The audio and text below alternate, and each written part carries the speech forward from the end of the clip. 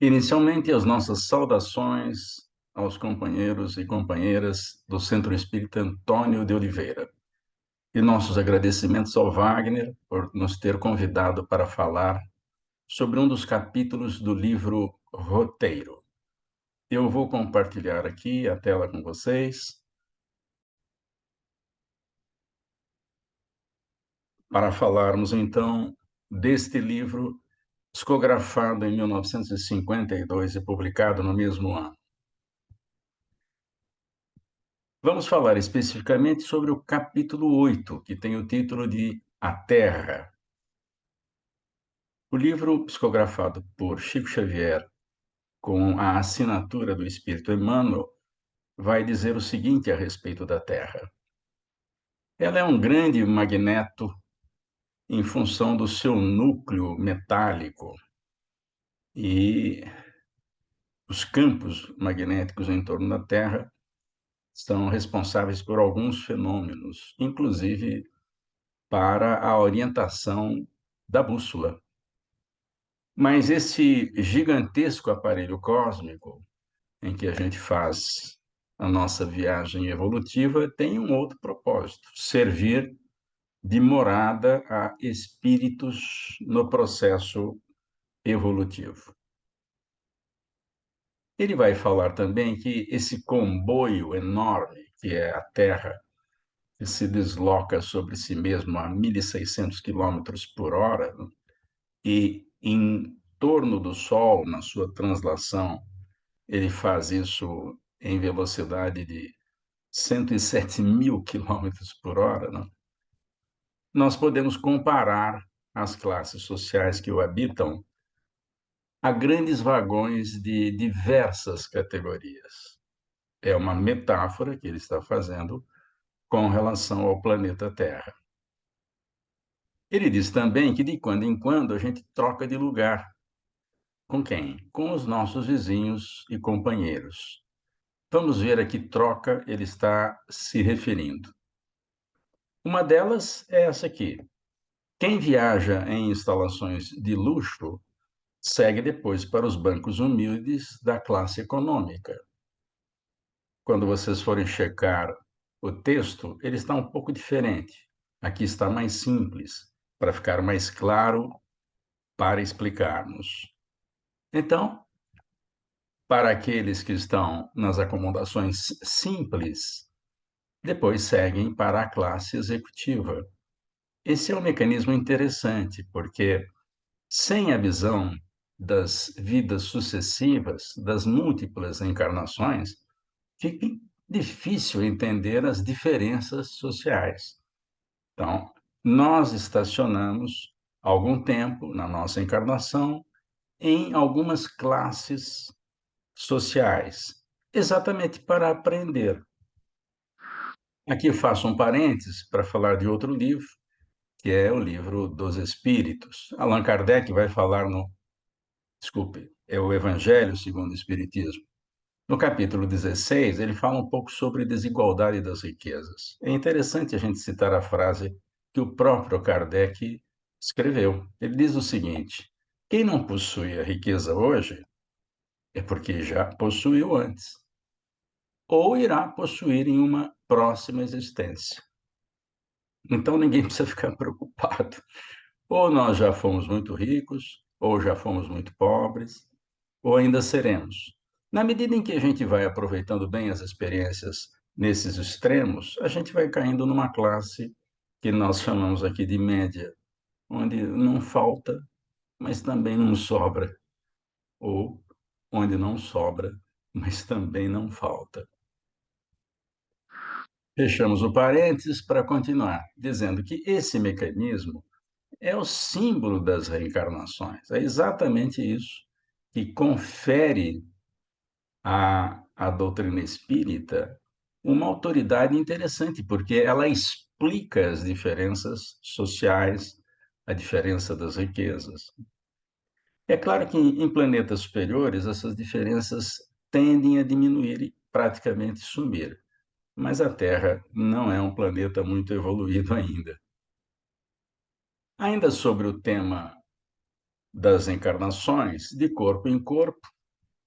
Nós estamos vendo aí corpos cada vez mais sutis, nem sempre é perceptível no desenho. O espírito faz a sua viagem de existência em existência, adquirindo as suas experiências para formar o seu tesouro de amor e sabedoria, aquele tesouro a que Jesus se referiu, dizendo que as traças não comem, a ferrugem não estraga e o ladrão não rouba, porque a verdadeira propriedade do espírito é a sua conquista moral, a sua sabedoria a respeito dos mais variados temas que a vida nos apresenta.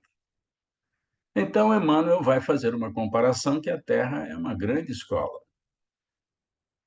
uma escola multimilenária, porque nós já fazemos experiências aqui na Terra desde que o ser humano aqui chegou, há 350 mil anos.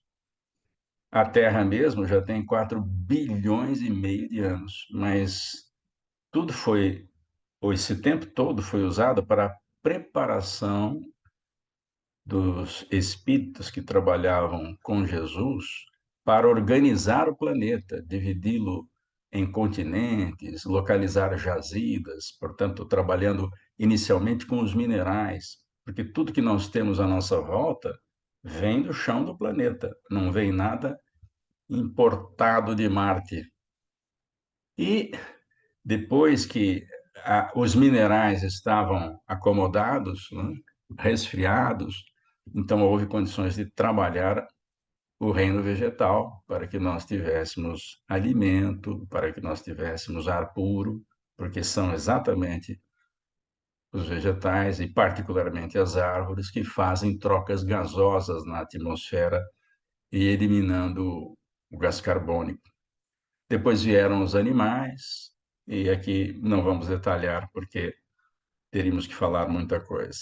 Mas continuando na mensagem, Emmanuel vai dizer que muitos alunos que estão matriculados aqui na Terra e que lhe ocupam, portanto, as instalações, ficam na expectativa operante, ou seja, e agora o que eu faço?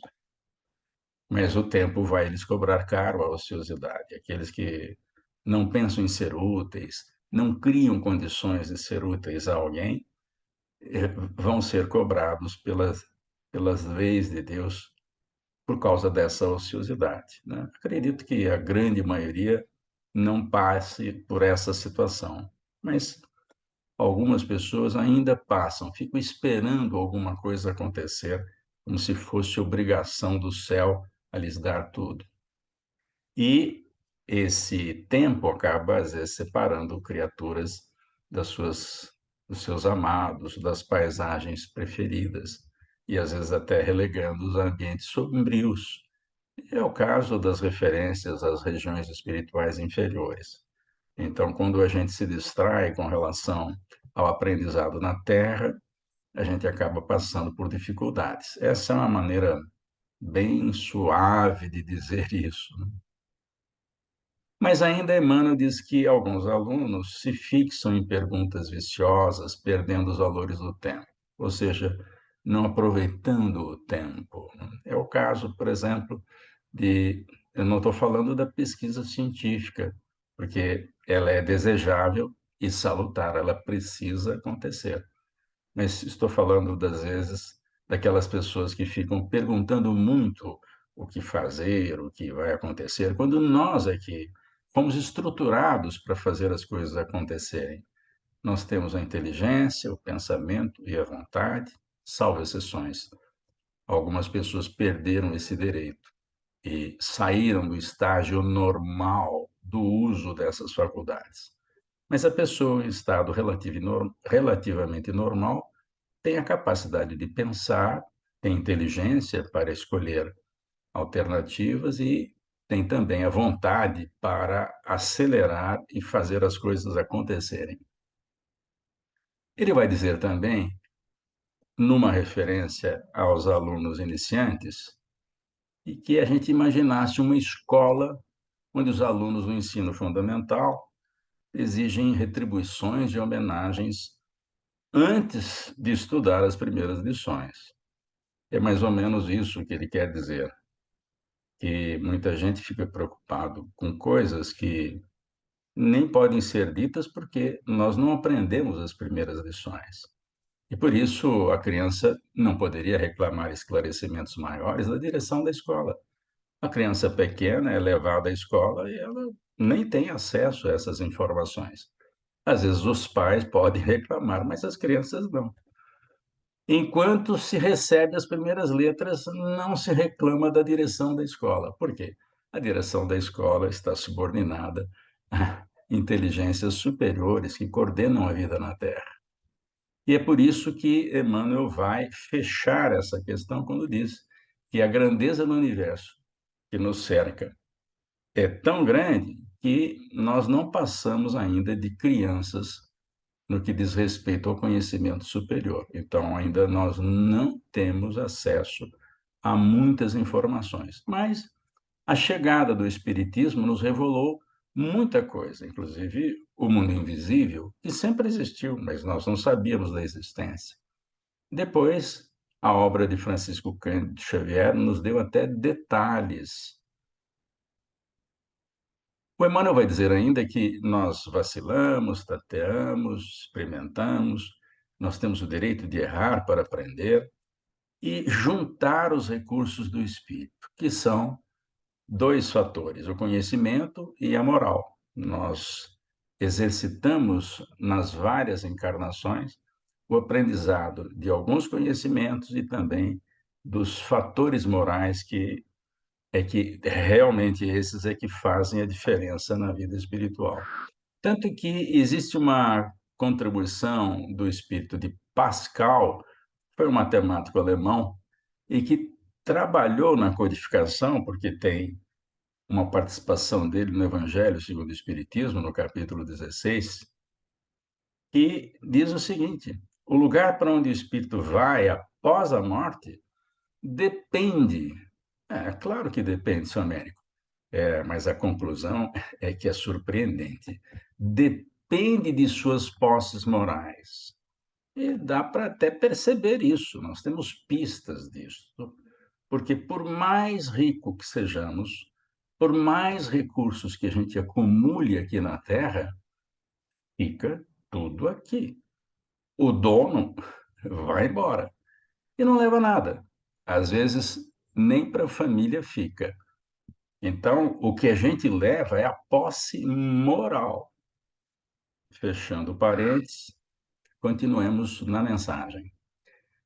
Aí, o que nos compete? O direito de trabalhar e servir, né, em qualquer atividade, obedecendo às disciplinas edificantes que a sabedoria universal nos oferece, nas várias circunstâncias da vida em que a nossa vida se movimenta. Portanto, a quantidade de opções de trabalho, de coisas a fazer, é muito grande nesse atual estágio do planeta. E não dá para a gente enganar a natureza. Entendemos aqui a natureza como as leis de Deus. Nós não podemos enganar. E, portanto, nós estamos subordinados às leis. Aqueles que tentam enganar não vão conseguir. Portanto, aqueles que evitam o trabalho, evitam o aprendizado, estão enganando. Mas estão achando que enganam. Mas a lei de Deus a gente não engana. E o trabalho é uma lei, ela está presente em toda a natureza. Todo ser, por mais simples que seja, ele trabalha. Até mesmo no mecanismo infraatômico, as partículas atômicas se movimentam para manter a matéria. Não tem nada parado no planeta. Há uma outra informação também a respeito daqueles que pesquisam indefinidamente, na maioria das vezes, para disfarçar a preguiça mental. Eu não estou falando da pesquisa científica, da pesquisa intelectual que nós precisamos ter. Eu estou falando daquela pesquisa que a gente quer saber o que acontece em planetas mais evoluídos, por que que os espíritos não falam para nós todas as coisas, porque nós não temos autorização. Tanto é que a mensagem termina assim, olha: a vida, porém, é ciosa dos seus segredos. Existe uma série de coisas que não estão liberadas para alunos incipientes do primeiro grau, e nós estamos ainda no primeiro grau da escala evolutiva.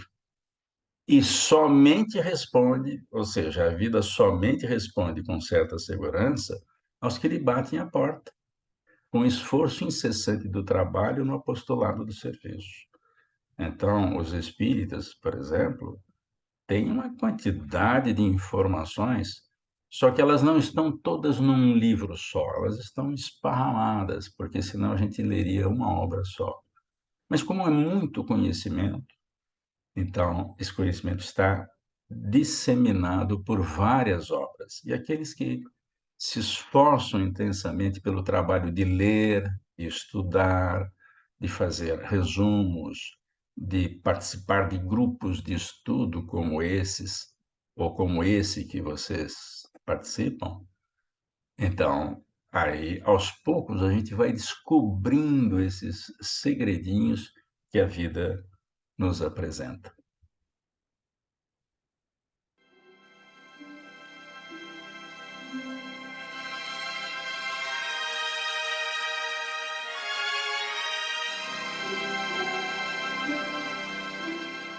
Que nós estejamos sempre ligados aos ideais de Jesus. E muito obrigado pela sua participação conosco.